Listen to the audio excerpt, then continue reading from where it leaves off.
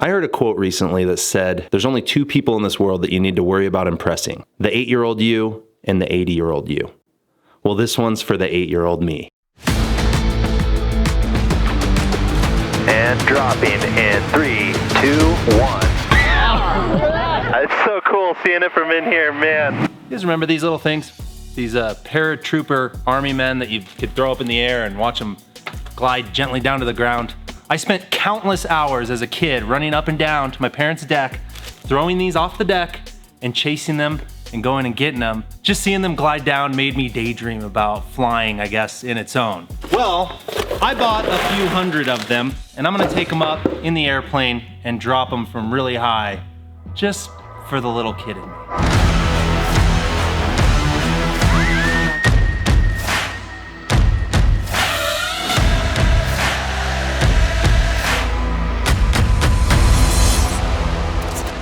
So, I had originally just planned on throwing these out the window, but if you can see behind me, I have a bit of a problem. The tail of my airplane is perfectly in the way, and the last thing I want to do is have a whole bunch of these get caught in my tail and create some sort of safety hazard that I wasn't intending on. So, I need to come up with a way to drop these from farther out on the wing that would be well clear of my tail section, so I'm not going to be hitting my own plane with the things I'm dropping. So, that is the goal. Let's go design something that we can bolt to the airplane that will allow us to drop these from way up in the air.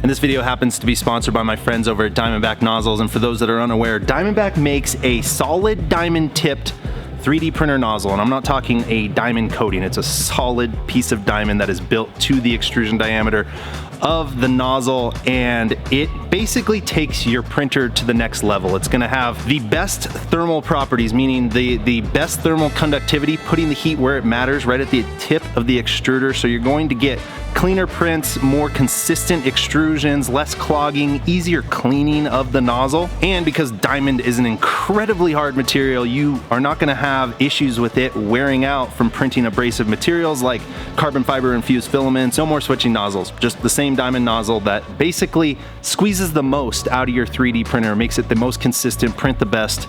It's just, to me, probably the best upgrade you can do to one of your 3D printers. Diamondback's 100% US designed and built, which I'm a huge fan of, and they just make a solid product. So if you're anyone that's into 3D printing, I highly suggest you check out Diamondback Nozzles. I'll put a link below in the description. Thank you again, Diamondback, for sponsoring this one. Now let's get back to the montage.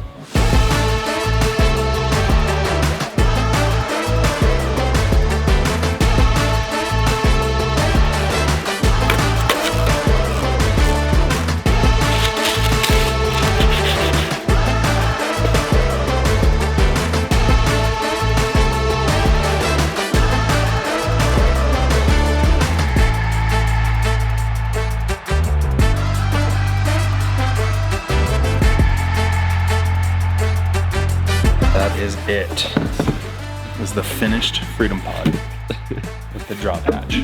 So there are a few things I'm concerned about with this design. Again, I am no professional 3D modeler, but I guess I would be worried about it falling apart. I have now used epoxy to hold all the pieces together, as well as there's 2 screws in these upper clamping portions that also hold the pods together. So there's a little bit of redundancy there.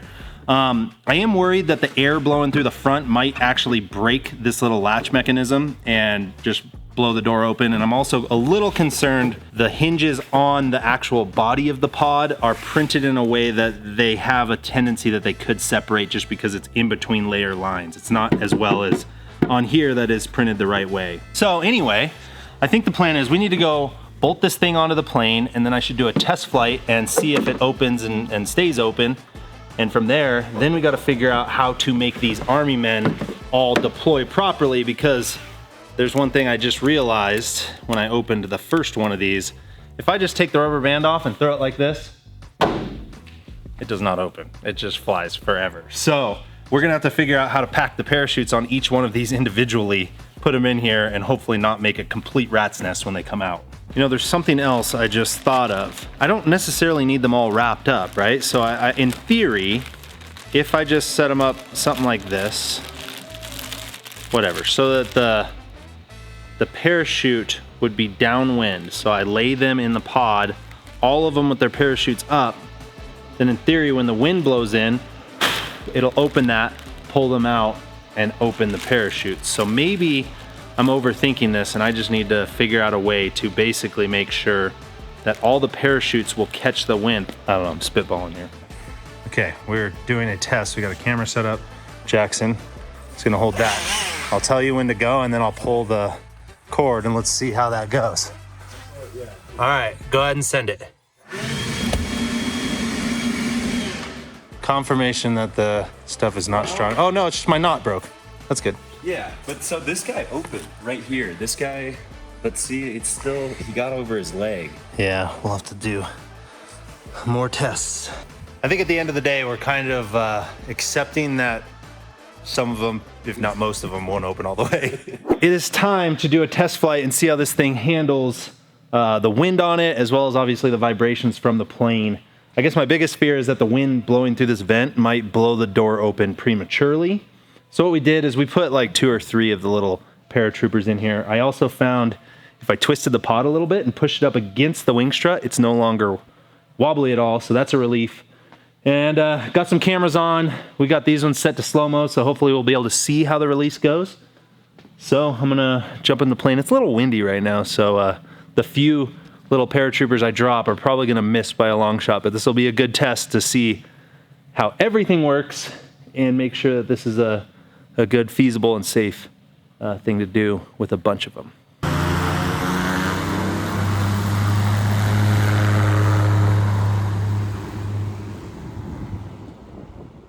Okay, I am on final for the drop zone, and I will count it down in 3, 2, 1, dropping.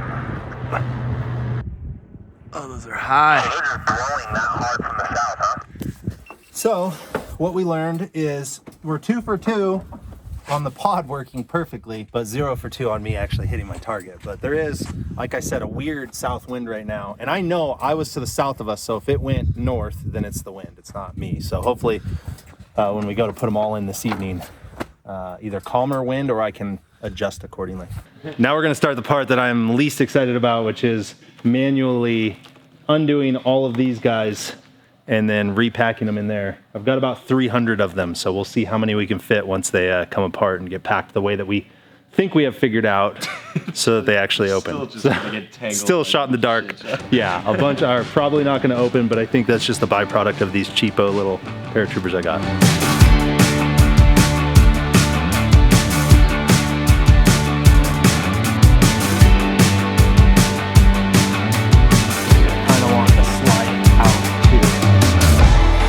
Okay, it is finally go time. The wind is almost non-existent. We have a little bit from the south. I'm gonna try to adjust for drift.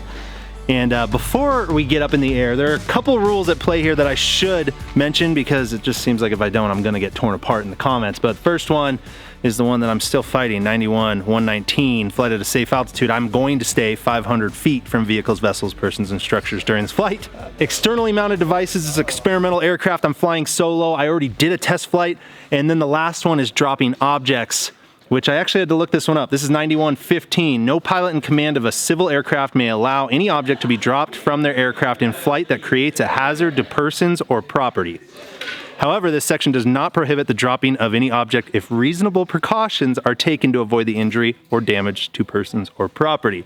So, here is our reasonable precautions. Oh, that's great. I know they weigh like less than an ounce, so I don't think it's gonna be a problem, but we had to. Anyway, I'm gonna get fired up, get all the cameras going. Let's go see if we can drop, and we have enough for 2 drops, so we're doing a 150 and then another 150. Super excited with my helmet. I love my helmet. You look good in that thing. Yeah, thanks, dude. It's a new style.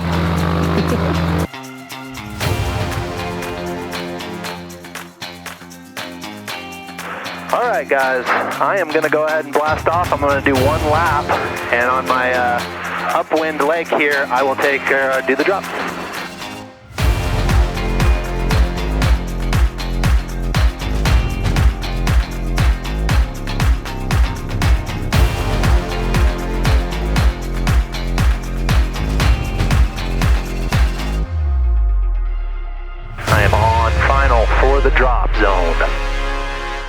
And I'll be dropping in 3, 2, 1.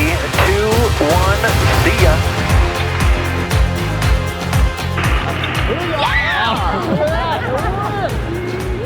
No way. It's working. It's working. Oh, what? I can see them from up here. That is awesome. Look at them all drifting down. That worked perfect. It's like the little kid in all of us just got satisfied. Okay, that worked surprisingly well, and we couldn't fit enough to do the full 300 in one drop, so we have another 150. All right, Trent is departing.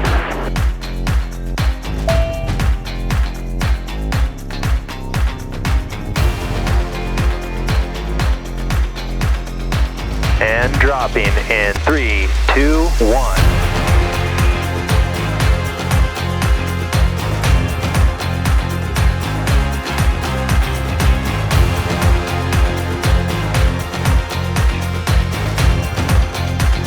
Oh yeah, it's so cool seeing it from in here, man. Oh, those look like they're gonna actually hit you guys. Gosh, why does that just like make me smile? I agree, dude. It like satisfies that little kid in all of us. So good. Mission accomplished.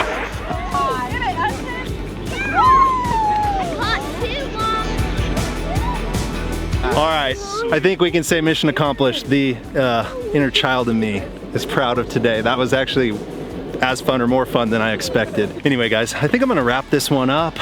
Thank you again, Diamondback Nozzles, for sponsoring this one and helping me make my childhood dreams come true. And with that, you guys know the drill. Like this video if you do. Subscribe if you haven't. Come be my wingman. See you on the next one. Peace.